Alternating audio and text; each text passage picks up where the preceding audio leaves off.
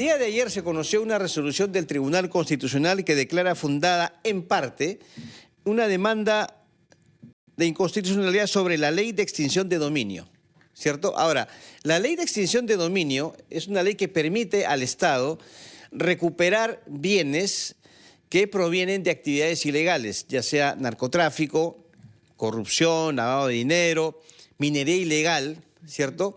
Es un proceso civil, o sea, independiente del juicio penal. O sea, no se requiere que haya una sentencia final para que se aplique la ley de extinción de dominio.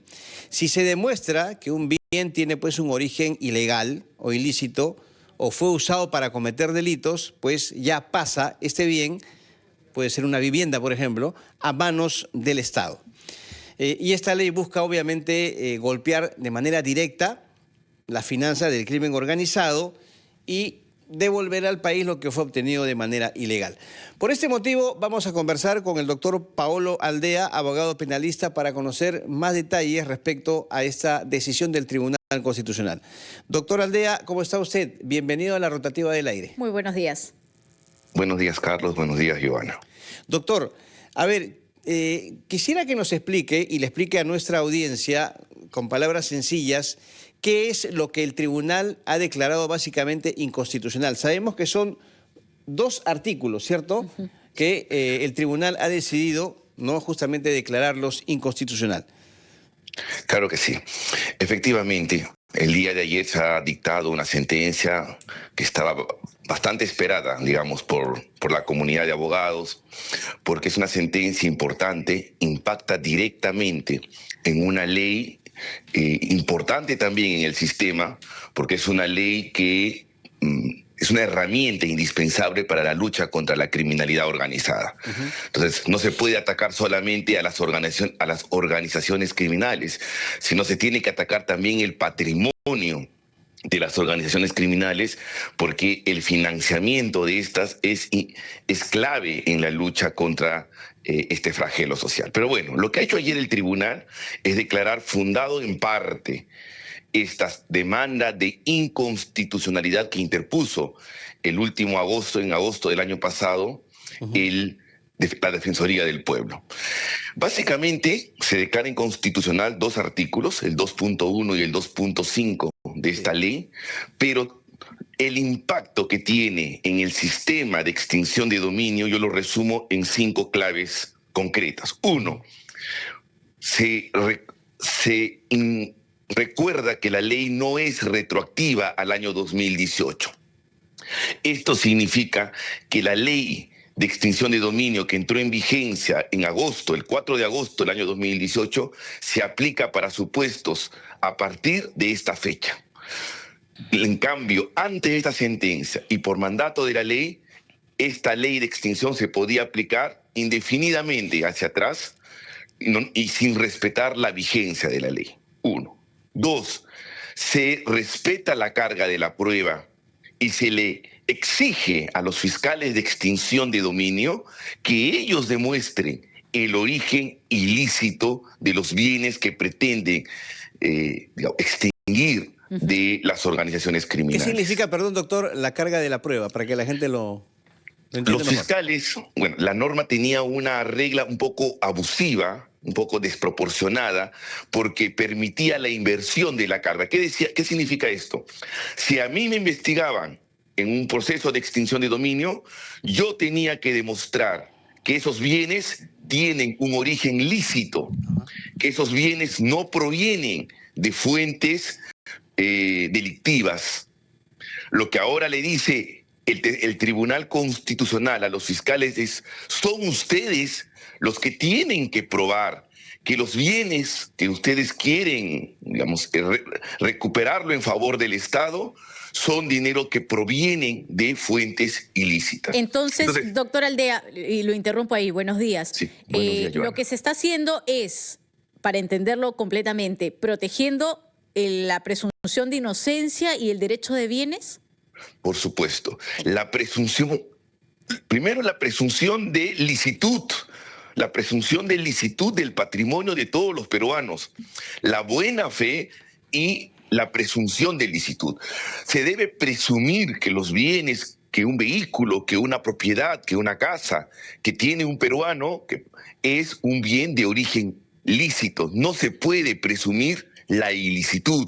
Así que ahí sí hace bien el Tribunal Constitucional en corregir este criterio errado que tenía la norma anterior y exigir que sean los fiscales los que cumplan con su trabajo de la carga de la prueba y acrediten ante el juez que esos bienes no tienen origen lícito, sino origen ilícito. Claro, rompen la licitud. pero además, doctor Aldea, los procesos son bastante largos, ¿no? Hasta que se logre probar. ¿Qué sucedería si finalmente, por ejemplo, ¿no? A mí me quitaron, no lo sé, a ver, auto y casa, y luego se demuestra que soy inocente? ¿Qué va a pasar además con todo, digamos, ese tiempo en el cual yo no gocé de mis bienes y estos fueron retirados y finalmente se demostró que era inocente?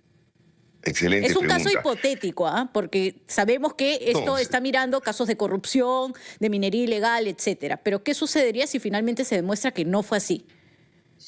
Ese es uno de los 5 puntos que creo que también marca la importancia de la sentencia. El segundo punto sería ese. Efectivamente, el tribunal recuerda a partir de esta sentencia que si al final soy absuelto, el Estado tiene que devolverme los bienes o el justiprecio o el valor de estos bienes en el mercado. Ya se rompe también el criterio inicial que tuvo la ley cuando se dio en el año 2018, que incluso el proceso de extinción podía continuar pese a la absolución o pese al archivo o al sobreseimiento de un proceso penal. El tribunal recuerda nuevamente que si somos finalmente absueltos, tenemos todo el derecho de recuperar nuestros bienes o de recibir el justiprecio de esos bienes en caso estos no puedan ser devueltos. Un tercer aspecto, si me permites, yo creo que también muy importante, es que reduce la aplicación de esta ley y dice, esta ley solo se aplica a organizaciones criminales que cometan delitos graves, que generen ganancias ilícitas. No se aplica a una forma individual de comisión del delito.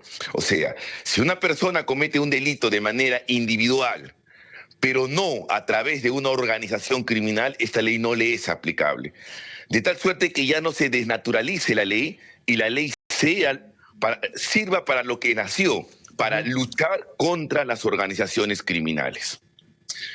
Finalmente, se recuerda también, y esto me parece importantísimo, el tribunal recuerda que este es un país informal y pone un ítem en la sentencia y dice la peligrosidad de aplicar una ley sin límites en un sistema informal.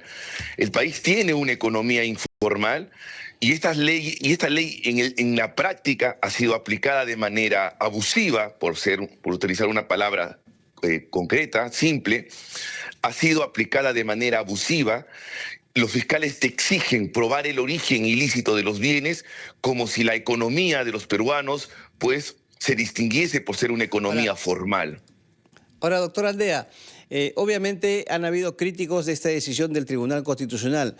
Una de ellas es que, a ver, si el Tribunal Constitucional ordena devolver bienes e indemnizar a quienes perdieron los mismos por aplicación del Decreto Ley 1373 antes del 2018, ¿no? Entonces, el argumento es de que se estarían cayendo determinados casos, ¿cierto? Casos judiciales me refiero, y casos judiciales de importancia, de relevancia.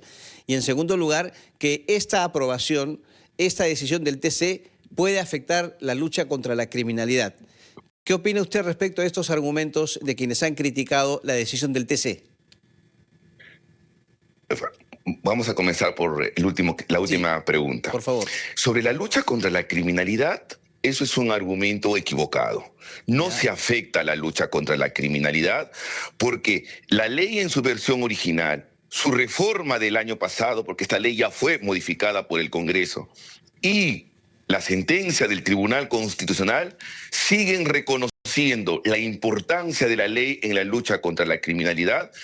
Y si bien, miren, si bien se exige sentencia previa, ahora se exige sentencia para recién iniciar un proceso de extinción de dominio. No se exige la sentencia cuando se trata de una organización criminal. Es decir, sí está garantizada la lucha contra la criminalidad organizada. Ahora bien, es cierto que pueden haber casos aislados que pueden verse beneficiados con este criterio.